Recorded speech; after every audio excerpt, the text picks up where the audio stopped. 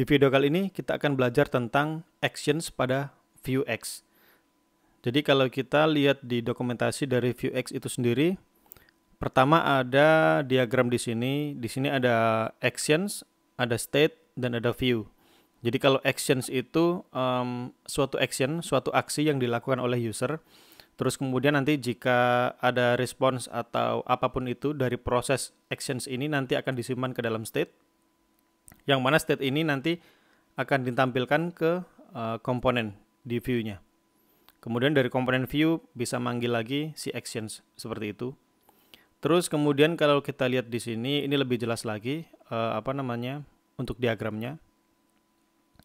Jadi kalau kita lihat di sini ada view components, terus kemudian di sini ada lingkupnya si Vuex itu sendiri. Terus di sini ada backend API, letak di mana kita mendapatkan suatu data. Terus kemudian di sini ada DevTools, view DevTools ya, yang ada di inspect element. Oke. Jadi cara jalannya untuk Vuex ini pertama di view komponen itu dia akan memanggil dispatch, yang mana kalau kita ngejalanin store dispatch itu akan menjalankan suatu actions. Yang mana di dalam actions ini karena actions ini adalah suatu fungsi yang asinkronus ya. Jadi dia diperuntukkan untuk mengambil data dari API misalkan. Jadi user ketika melakukan store.dispatch dia akan mengambil data dari API. Terus kemudian returnnya atau response dari API tadi akan di-commit ke mutations. Yang mana ketika dimutasi nanti datanya akan disimpan ke dalam state.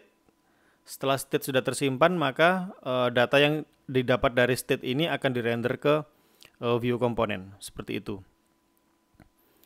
Jadi terkadang kita bertanya-tanya kenapa kita pakai actions, karena di mutation kemarin kan sudah bisa memutasi data yang ada di state ya. Kenapa kita harus memakai actions? Kenapa nggak langsung di mutation aja? Jadi kalau di mutation itu sifatnya lebih ke sinkronus. Jadi kita nggak bisa nge-get data dari API melalui mutation. Maka kalau action itu sifatnya adalah asinkronus, yang mana kita bisa nge-get data melalui data API melalui actions. Oke, jadi kasusnya kita akan menggunakan data ini randomuser.me/API, yang mana kita akan coba untuk bikin ini sebagai data user ya, nge-get data user. Terus kemudian idenya adalah ketika kita login, klik login, maka dia secara background dia mengambil data dari atau profile dari user yang sedang login. Katakanlah usernya datanya nanti seperti ini. Oke, melalui actions tentunya. Setelah itu ketika datanya sudah didapat dari action, nanti kita akan tampilkan di home ini. Oke, simple. Baik, karena kita sudah dapat idenya, sekarang kita akan coba eksekusi ke dalam codingannya. Jadi pertama tadi kita harus login dulu. Setelah proses login berhasil, nanti kita akan nge-get data user atau profile. Maka untuk dapat data kredensial atau user kita tambahin di sini di file stores, kemudian index.js. Ini di file Vuex-nya. Di sini kita tambahin kredensial.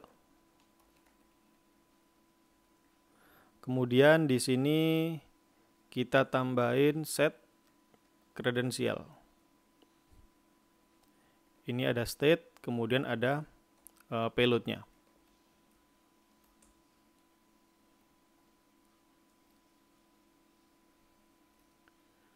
Oke, kemudian di sini kita isi langsung state.credential itu adalah payload. Oke. Kemudian di sini kita tambahin actions. Saya gedein dulu ya. Oke, actions. Kemudian di dalam actions di sini ada async, yang mana fungsi ini adalah asinkronus. Get credential.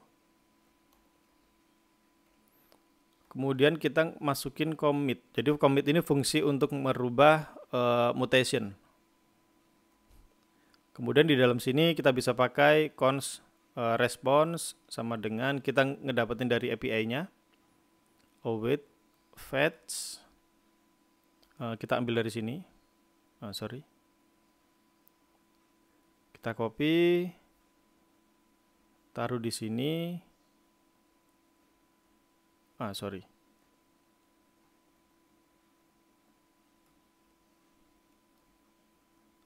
Oke, begini. Terus kemudian cons, karena ini responsnya adalah ada results, oke. Maka kita di structure kita ambil results-nya sama dengan await response.json. Oke, begini. Terus kemudian kita commit, kita jalanin commit ini. Kemudian apa yang akan kita commit? Kita nge-commit set credential. Set credential. Terus kemudian isinya adalah payload-nya ini adalah results. Results ini. Tapi dia ke indeks yang pertama. Ini ya. Oke, results, terus kemudian array pertama atau indeks ke 0. Ini sudah dapat. Sekarang selesai untuk actions. Jadi seperti itu aja, simple. Jadi nanti ketika kita ngejalanin get credential, maka dia akan nge-get data random user ini. Kemudian nanti dia akan di-commit atau memutasi data credential ini, state ini, melalui set credential. Oke, melalui ini. Oke, jadi kita lanjut ke login, karena kita akan melakukan suatu action di dalam komponen login. Di sini kalau kita klik login, itu kan kita klik login, maka manggil action, berarti ada di dalam method login. Oke. Berarti di sini di dalam sini kita tinggal kasih begini, store.dispatch. Jadi dispatch itu untuk menjalankan action get credential. Oke, begini. Jadi ketika login nanti local storage nyimpan si authenticated, terus kemudian store dia menjalankan commit untuk mengubah username-nya melalui mutation. Kemudian kita ngejalanin dispatch. Oke. Setelah itu dia kembalikan ke home.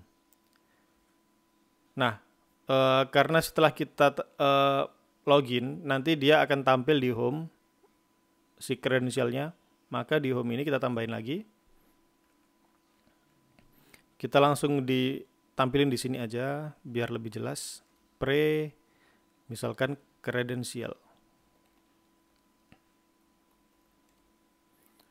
Oke, terus kemudian di sini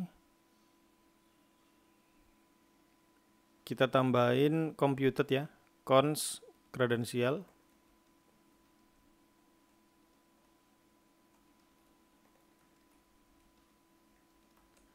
Kemudian ini return state store.state.credential. Oke. Kemudian setelah itu kita tampilin di sini credential. Oke, kayak gitu aja. Oke, sekarang kita coba jalanin. Oke, kita ditampilin inspect, mungkin ada error. Oke, sekarang kita coba jalankan, username-nya asal aja, login. Nah, sekarang udah dapat.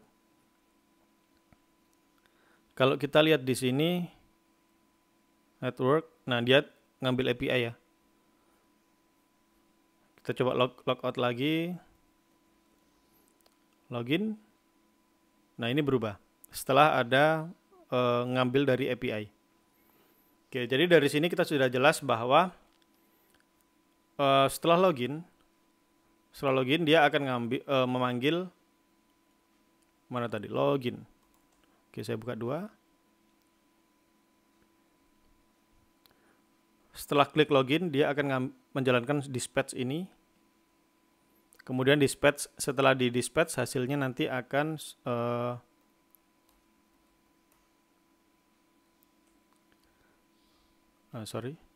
store index. Setelah dispatch, ini dia akan nge-commit si set credential. Setelah itu kredensialnya di-update menjadi payload dari hasil dari resultnya tadi. Nanti ditaruh di sini, kemudian di home dia tinggal ngambil dari kredensialnya, terus ditampilin ke atas, tampilin ke sini.